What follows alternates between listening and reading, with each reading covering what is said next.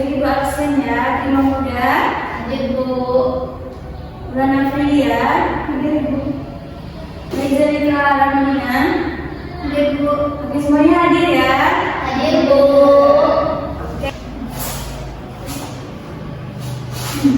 Oke baik, anak-anak di sini kita pada pertemuan kita kali ini kita akan membahas tentang jual beli, utang piutang dan juga riba. Nah, adapun tujuan pembelajaran kita hari ini yaitu memahami dan menerapkan konsep jual beli, utang piutang dan riba menurut fikih muamalah. Nah, sebelum ibu membahas tentang jual beli, utang piutang atau riba, nah anak-anak coba dilihat ini ada gambar apa? Jimat. Nah, benar sekali, itu di situ ada jimat. Nah, pertanyaannya, jika ada yang nawarin anak-anak itu jimat anti nilai jelek seharga 50.000, nah jual beli ini batal demi hukum syariat karena alasannya apa? Ya, kepada anak ibu Zelika. Karena jimat haram Bu, karena dia mengandung kesyirikan. Benar sekali. Jadi jimat itu tidak boleh ya anak ibu, kita beli atau kita menggunakannya itu tidak boleh karena itu ada unsur syirik. Nah, lanjut. Nah, ini apa judulnya? Oke, lanjut. Yang pertama kita akan membahas tentang jual beli. Nah, anak di sini apa sih yang maksud dengan jual beli? Ada yang tahu? Kepada Tri? Jual beli itu seperti bisa kita lihat sebenarnya di pasar, ada penjual dan ada pembeli. Jadi ada penjual barang dan ada yang pembelinya untuk membeli barang tersebut. Ya, benar sekali. Nah, adapun secara bahasa, jual beli itu artinya yaitu mengambil atau memberikan sesuatu. Nah, secara istilah, jual beli itu artinya menukarkan suatu barang dengan barang yang lain dengan cara tertentu. Lanjut, apa sih hukum dari jual beli? Nah, jadi anak-anak semuanya hukum jual beli itu diperbolehkan atau enggak. Meskipun demikian, ada beberapa sebab yang bisa mengubah hukum asal ini. Nah, jual beli itu wajib apabila ada suatu keharusan. Misalkan kita harus menjual emas nih demi kita mau bayar utang, itu wajib kita jual karena kita ingin membayar utang kita yang sudah jatuh tempo atau sudah waktunya kita bayar. Lanjut, adapun rukun dan syarat jual beli. Yang pertama itu penjualnya itu harus Mahal. Nah, lalu yang kedua harus balik, dan yang ketiga dengan kehendak sendiri. Nah, adapun objeknya itu yang pertama itu harus suci. Jadi sesuatu yang kita jual atau kita beli itu harus suci. Lalu yang kedua itu ada manfaatnya. Jadi misalkan anak-anak itu mau beli mainan, nah itu ada manfaatnya atau tidak mainannya. Kalau misalkan tidak ada manfaatnya, lebih baik tidak usah membeli. Lalu yang ketiga itu dapat disewa.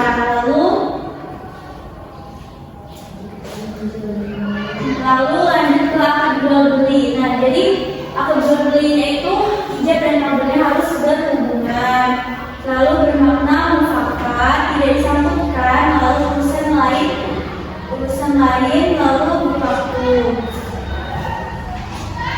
Nah, lanjut pertanyaan selanjutnya yaitu menurut anak-anak ibu apakah kita boleh memberi hutang? Boleh. Kenapa boleh? Karena membantu sesama orang yang membutuhkan. Ya, benar sekali. Jadi kita boleh yang memberikan hutang jika teman kita atau saudara kita itu sudah sangat membutuhkan dan tidak bisa membantunya.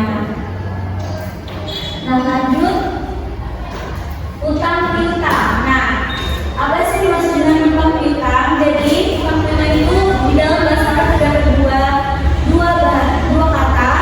Yang pertama itu dan utang. Jadi dalam bahasa Indonesia itu dua kata itu artinya sama-sama utang piutang. Jadi tapi ada yang membedakan. Jadi yang membedakannya kalau dia itu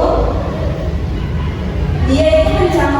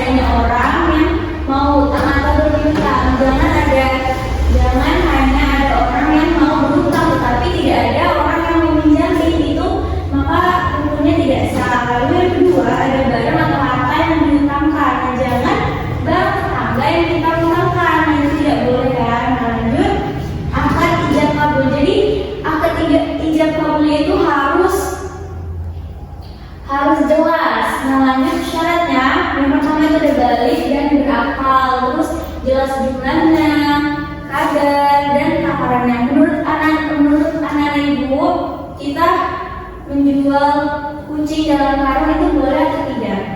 Tidak. Kenapa tidak boleh? Karena tidak jelas bentuknya. Ya itu tadi, syaratnya itu harus jelas kadarnya, jelas jumlahnya. Lalu yang ketiga, tidak mempersyaratkan tambahan tertentu.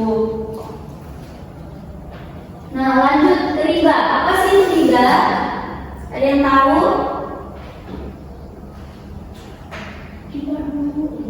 Oke baik, jadi riba itu adalah tambahan pada pokok pinjaman dengan cara yang tidak adil. Pada pokok pinjaman itu apa sih? Jadi ketika misalkan anak ibu Tri meminjam uang kepada anak ibu Zerika. Nah, Tri meminjam uangnya 5.000, sedangkan Zerika menyuruh Tri bayar untuk 2 kali lipat, jadi 10.000. Nah itu tidak boleh karena itu tidak adil, memberatkan si yang pinjam uangnya. Nah itu sangat diharamkan dalam Islam. Dan juga ketika kita meminjam hutang dengan adanya riba, maka nanti di kehidupan kita sehari-hari kita pasti akan merasa berat banget. Perasaan kemarin udah dibayar, tapi kalau nggak lunas, ternyata itu ada tambahan bayarannya lagi. Nah itu kan tidak enak di kita ya, yang meminjam itu tidak boleh. Dan juga di ilmu sosiologi juga mengatakan bahwa adanya riba itu sangat berdampak kepada bisnis kita. Jadi ketika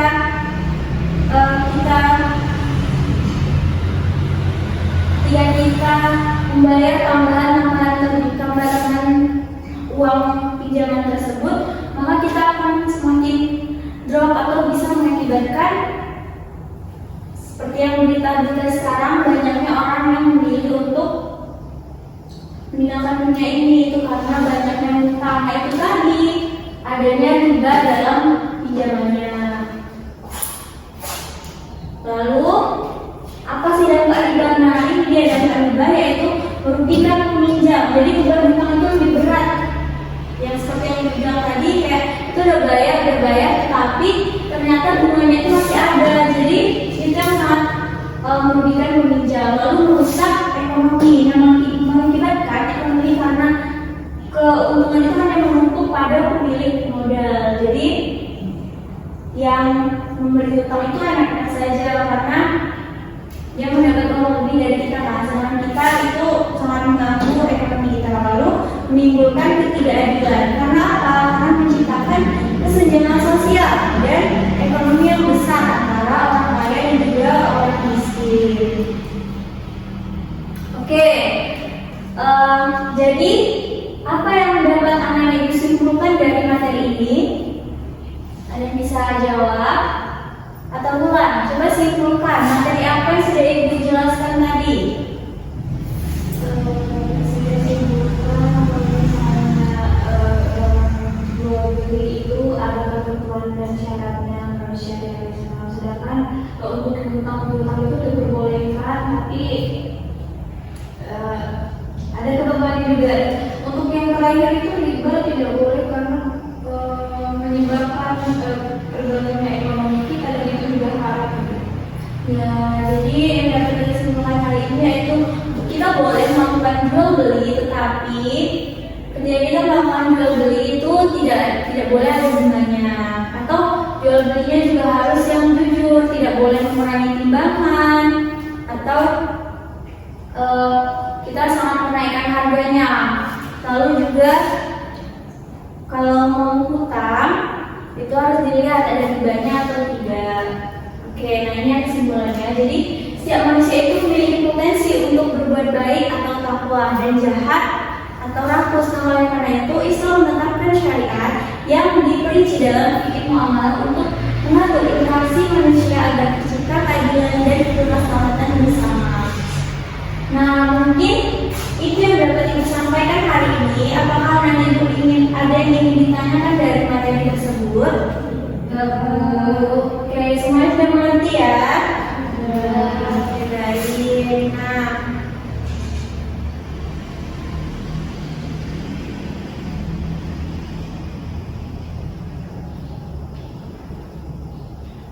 oke, mungkin hanya itu yang dapat Ibu sampaikan. Lebih dari kurangnya Ibu mohon maaf. Nah, sebelum kita mengakhiri pembelajaran, alangkah baiknya kita berdoa terlebih dahulu. Nah, kepada tim muda boleh dipersilakan untuk memimpin doanya. Baiklah teman-teman, untuk mengakhiri pembelajaran pada siang hari ini, alangkah baiknya kita berdoa menurut kepercayaan dan agamanya masing-masing. Seraya menundukkan kepala berdoa dimulai. Selesai. Oke, baik. Ibu akhiri dengan mengucapkan hamdalah bersama-sama. Alhamdulillahirabbil alamin. Oke. Ada Ibu boleh dong tolong bantu Ibu untuk membereskan.